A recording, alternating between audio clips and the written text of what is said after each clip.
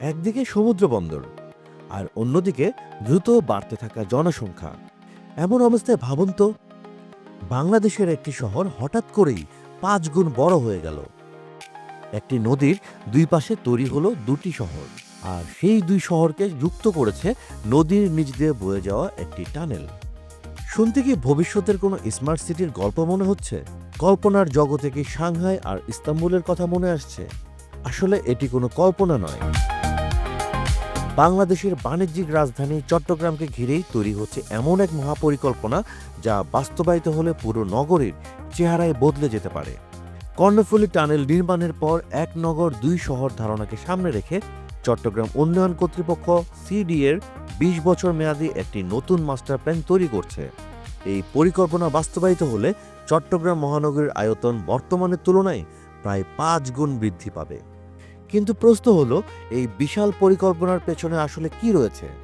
চট্টগ্রাম শহর কি সত্যিই 5 গুণ বড় হতে যাচ্ছে? এক নগর দুই শহর তত্ত্ব ধারণ করে কর্ণফুলী নদীর দুই তীর জুড়ে কি রূপ নিতে যাচ্ছে বদলে যাওয়া চট্টগ্রাম? আর এই পরিকল্পনা কি বদলে দেবে বাণিজ্যিক রাজধানী চট্টগ্রামের ভবিষ্যৎও? চলুন জানার চেষ্টা করি। চট্টগ্রাম বাংলাদেশের প্রথম সমুদ্রবন্দর কেন্দ্রিক শহর। দেশের অর্থনীতি, শিল্প ও বাণিজ্যের বড় অংশ নির্ভর করে এই শহরের উপর। কিন্তু দ্রুত নগরায়ন, জনসংখ্যা বৃদ্ধি, যানজট, জলাবদ্ধতা এবং অপরিকল্পিত ভূমি ব্যবহারের কারণে শহরটি অনেক দিন ধরেই চাপের মুখে। আর এমন পরিস্থিতি বদলাতেই নতুন মহাপরিকল্পনা করছে সিডিএ। কর্ণফুলী নদীর নিচে নির্মিত টানেল চট্টগ্রামের নগর পরিকল্পনায় নতুন সম্ভাবনা তৈরি করেছে। এই টানেলের মাধ্যমে নদীর দুই তীরকে যুক্ত করে তৈরি করা হচ্ছে one city two towns model, অর্থাৎ নদীর এক পাশে পুরনো শহর আর অন্য পাশে পরিকল্পিত নতুন নগর সম্প্রসারণ। বিশ্বের অনেক বড় বড় শহরেও এমন উদাহরণ রয়েছে।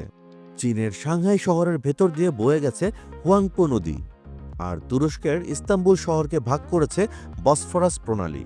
এই দুই শহরই বিশ্বমানের মহানগরীতে পরিণত হয়েছে নদীর দুই তীরকে পরিকল্পিতভাবে উন্নয়ন করে। চট্টগ্রামেও এখন সেই মডেল অনুসরণের চেষ্টা চলছে। এই মাস্টার প্ল্যানের আওতায় প্রায় 1255 বর্গ কিলোমিটার এলাকা অন্তর্ভুক্ত করা হচ্ছে। এর মধ্যে রয়েছে চট্টগ্রাম সিটি কর্পোরেশনের 41টি ওয়ার্ড, 5টি পৌরসভা এবং আশপাশের কয়েকটি উপজেলার অংশ।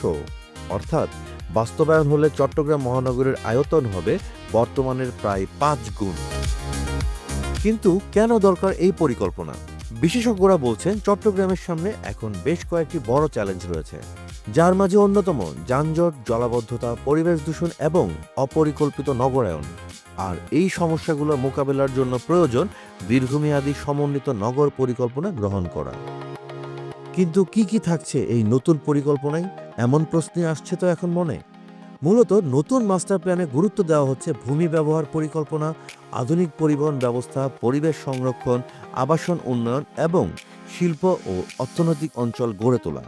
অর্থাৎ ভবিষ্যতে চট্টগ্রামকে আরও পরিকল্পিত, বাসযোগ্য এবং পরিবেশ বান্ধব শহরে রূপান্তরের লক্ষ্য নেওয়া হয়েছে।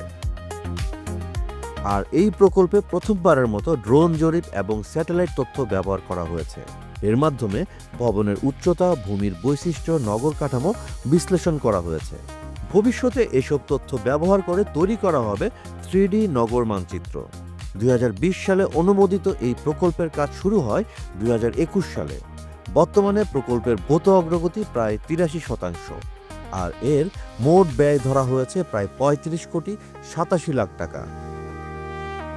পরিকল্পনা অনুযায়ী 2026 সালের জুন মাসে শেষ হবে এই মাস্টার প্ল্যান।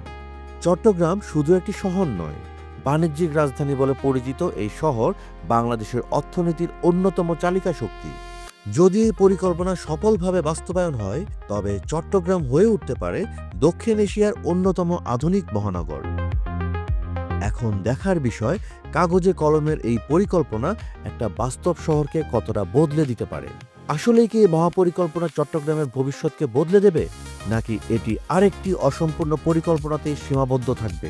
আপনার মতামত কি?